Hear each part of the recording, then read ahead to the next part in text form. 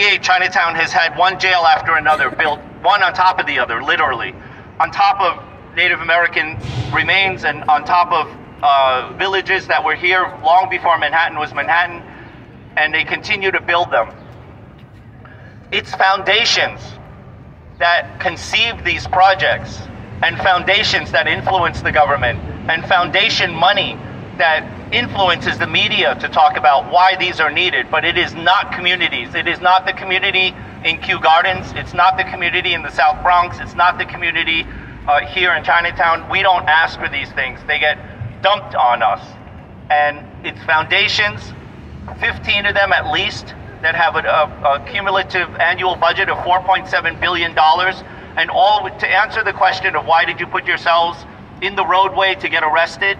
Because we are up against foundation money, $4.7 billion a year. That's what we're up against. And that's the only tool that we have, is to put ourselves in the way of construction trucks while they back these projects, billions and billions of dollars of foundation money that's behind this.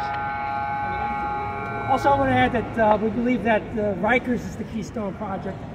The ability to develop Rikers, as developers on one Rikers Island, is basically the basis of what's going on right now. $35 million bribe to Margaret, $35 million bribe with Mocha, and 4 blocks of Jonathan Chu, her patron, upzone. That's $500 million to $1 billion. That's a pretty good answer too. It's about the money. Dashiell? What exactly were you charged with? Disorderly conduct. Disorderly conduct. 240.20 on the New York State Penal Code. 240.20. Does that have like a fine attached to it? It could. It's a violation. It could. We'll find out.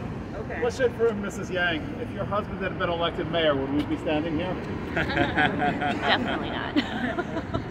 And Christopher, at your swearing in, you recalled, I think I recalled, you saying you had met privately with the mayor and he assured you that he was on the community side.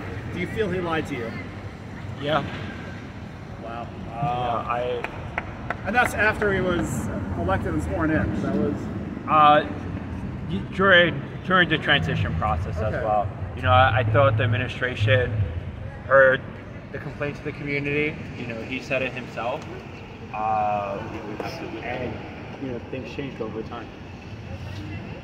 Has anybody spoken to Judge Littman? I talked to him about this a couple of years ago.